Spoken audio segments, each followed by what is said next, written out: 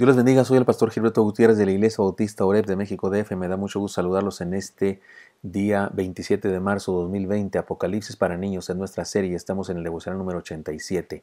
Victoria sobre los enemigos de la Iglesia es la nueva enseñanza, basados ahora en el capítulo 13 del Apocalipsis, versículos 1 al 18, y luego capítulo 14, versículo 1. El pasaje nos habla de las bestias del Apocalipsis.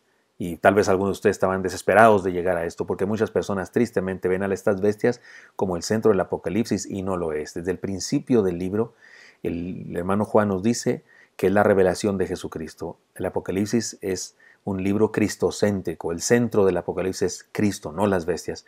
Sin embargo, a través de la historia ha habido personas que han tratado de identificar a estos enemigos bestiales, a estos personajes bestiales del pasaje. Y debemos decir que las interpretaciones son diversas. Algunos nombres que se han usado para identificar a la bestia mayor, cuyo número es el 666. Algunas personas han llegado a decir que se trata de Nerón, otros Domiciano, emperadores del Imperio Romano. Otros dicen que fue Mao, o Stalin, Hitler, la Iglesia Católica. Y por favor, pido disculpas a cualquier católico que me escucha. Estoy diciendo solamente lo que dicen los libros. Luego diré mi interpretación personal, pero algunas personas opinan que fueron esos personajes o la Iglesia Católica o el Papa mismo. En los casos de Nerón, Hitler y del Papa, hay unas cosas muy interesantes que hacen coincidir. Si le ponemos números al nombre de Nerón, a las letras de Nerón, o a Hitler en sus idiomas respectivos, o si le ponemos los números que en el contexto grecorromano de aquella época se usaba para las letras, en los tres casos resulta que es el 666. Lo que dice el Papa aquí, vicario filio Dei o algo así, el vicario representante de Jesucristo, si le ponemos números a esas letras, los convertimos en números, dan 6666, igual las letras de Nerón, igual las letras de Hitler. Y algunas personas dicen, esa es la bestia, porque sí, coinciden con los números, pero algunos dicen que no son esos personajes, sino un gobernante mundial que habrá de venir uno de estos días, y aseguran que será de la descendencia napoleónica. También hay quien ve en las cabezas de la bestia, los cuernos y las coronas de la bestia, a los gobernantes específicos de nuestra época, y algunos piensan que se trata de los presidentes o reyes de los países del mercado común europeo. El problema es que ha habido cambios y hubo un país que se salió y entonces a la bestia ya le falta un cuerno, pero bueno, algunas personas en años atrás decían que se trataba de eso. Hay quien vea la marca de la bestia como un nuevo control computarizado, porque leeremos en el pasaje que la bestia mandó hacer una señal en la mano o en la frente y si no lo tenías no podías comprar. Y algunas personas piensan que se trata de las tarjetas de crédito o un sistema muy moderno de identificación con huellas dactilares o en la retina o con algún chip que se nos va a poner en la mano o en la frente. Esta es la razón por la que algunos se atreven a ver en la bestia al magnate de la computación mundial. Otra vez, conviene que tratemos de encontrar lo que entendieron los creyentes que leyeron el Apocalipsis por primera vez y que apliquemos tales enseñanzas a nuestra realidad. Los nombres pueden cambiar, los instrumentos del mal pueden ser otros, pero al fin de cuentas son las mismas estrategias y quien está detrás de todo ello es el mismo, el diablo. Identifiquemos pues a los enemigos de la iglesia y triunfemos en nuestra lucha contra ellos. Vamos a leer el pasaje y luego voy a compartir mi interpretación y le pido que me siga y trate de seguir los principios que le comparto para interpretar la Biblia, entendiendo primero lo que entendieron los que lo leyeron por primera vez. Me paré sobre la arena del mar, dice Juan, y vi subir del mar una bestia que tenía 7 cabezas y 10 cuernos, y en sus cuernos 10 diademas, y sobre sus cabezas un nombre blasfemo. Y la bestia que vi era semejante a un leopardo, y sus pies como de oso, y su boca como boca de león, y el dragón le dio su poder y su trono y grande autoridad. Y vi una de sus cabezas como herida de muerte, pero su herida mortal fue sanada, y se maravilló toda la tierra en pos de la bestia. Y adoraron al dragón que había dado autoridad a la bestia, y adoraron a la bestia diciendo, ¿quién como la bestia, y quién podrá luchar contra ella? También se le dio boca que hablase grandes cosas y blasfemias, y se le dio autoridad para actuar 42 meses, y abrió su boca en blasfemias contra Dios para blasfemar de su nombre, de su tabernáculo y de los que moran en el cielo, y se le permitió hacer guerra contra los santos y vencerlos. También se le dio autoridad sobre toda tribu, pueblo, lengua y nación. Y la adoraron todos los moradores de la tierra cuyos nombres no estaban escritos en el libro de la vida del Cordero, que fue inmolado desde el principio del mundo. Si alguno tiene oído, oiga, dice el pasaje. O sea, te pone atención, hay símbolos y debes entenderlo, es lo que dice, si alguno tiene oído, oiga. ¿De qué estamos hablando? Primera enseñanza, el poder civil que se opone a Dios. Y con este simple título estoy dándole a usted lo que es mi interpretación. La primera bestia surge del mar. El mar siempre representa pueblos o naciones en la simbología apocalíptica. Así que debe tratarse de un gobierno o un poder humano. Tiene 7 cabezas, 10 cuernos y 10 diademas o coronas reales. Es probable que representa a los emperadores romanos que existieron hasta la composición del libro. Y los emperadores, hasta que se escribió el libro del Apocalipsis, son Tiberio, Calígula, Claudio, Nerón, Vespasiano, Tito, Domiciano. Aunque después de la muerte de Nerón hubo tal confusión que en 18 meses estuvieron reinando por poco tiempo los siguientes: Galba, Otto y Vitelio. Estos 3 completan la lista de 10. Otra posibilidad es que los números representen símbolos de la inteligencia, poder completo y autoridad de los gobernantes, porque recuerden, son 7, 10 y posiblemente estos símbolos, le leo otra vez, dice, la bestia dice, sus pies de oso y su boca, pero arriba dice, la bestia tenía 7 cabezas y 10 cuernos y en sus cuernos 10 diademas. Así es que posiblemente estos números hablan de eso, de su poder, de su autoridad, de su fuerza. Otra posibilidad es que las características de leopardo o de oso o león hablan de su carácter salvaje, fiero. Son tal vez un resumen de las bestias mencionadas por Daniel en Daniel 7, 3 y 8. También debemos recordar a Nabucodonosor.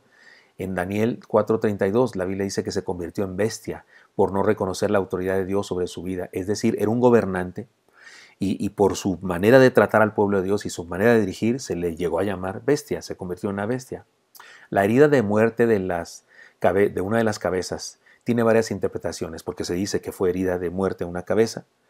Tiene varias explicaciones, como casi todo el Apocalipsis. Para algunos representa la reforma, que hiere el poder de la iglesia romanista, porque para algunos la bestia es la iglesia romana, y entonces la reforma es una herida de muerte. Para otros representa el casi exterminio del fascismo o de algún poder político de la historia. Es importante señalar lo siguiente. Después de la muerte de Nerón se desató una leyenda que decía que siendo tan malo no podía morir y habría de regresar. Cuando llegó Domiciano y manifestó su maligno carácter, el mismo de Nerón, muchos aseguraron que se trataba de Nerón resucitado o reencarnado, que había regresado. Esta leyenda era del dominio común en aquella época y es importante saberlo para entender lo que Juan tal vez quiso decir o lo que la gente entendió cuando recibió este escrito. Otros interpretan la sucesión inevitable de tiranos o de reinos dominantes en toda época.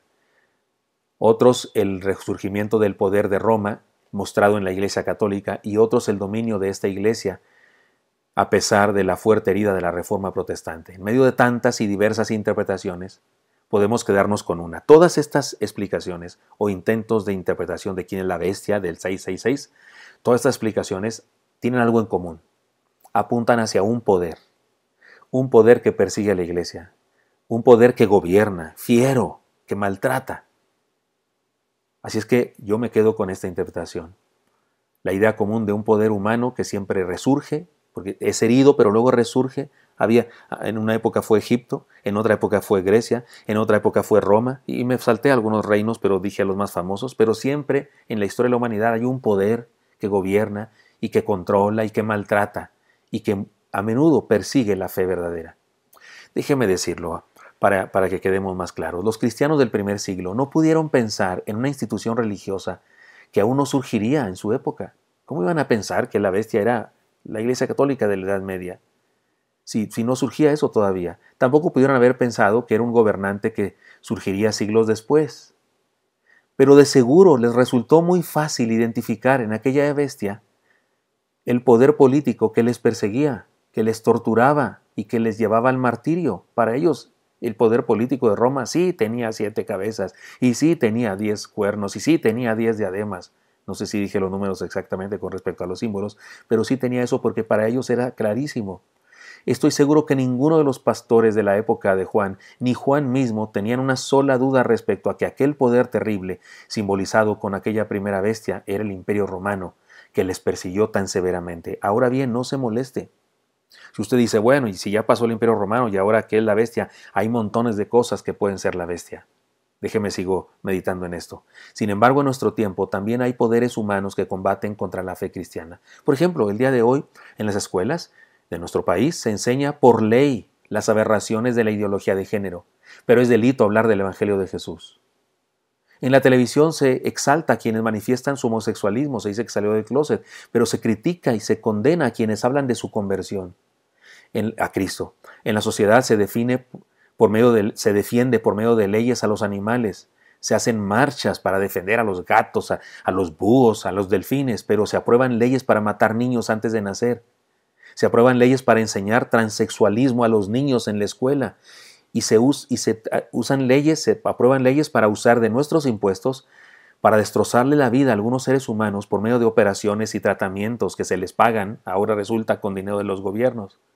Es decir, que el gobierno civil de nuestra época también se opone a la fe y a los valores del reino de manera directa.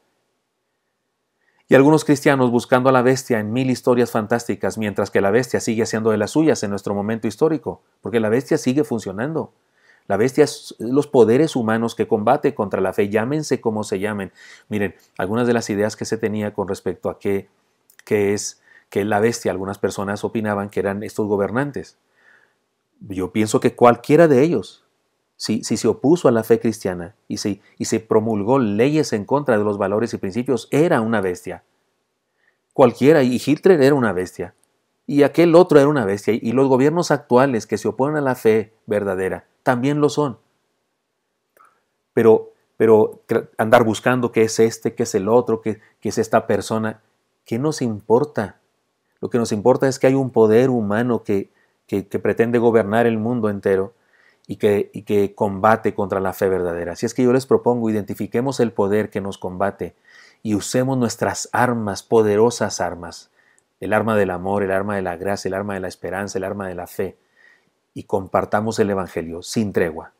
Porque la iglesia de hoy, igual que la del primer siglo, combate contra una bestia, la del 666, porque siempre habrá poderes humanos combatiendo contra la fe. Identifiquemos el mal y duro con él, con amor, esperanza y fe. Espero que esto sea útil para usted y me encantaría verlo el día de mañana. Hasta pronto.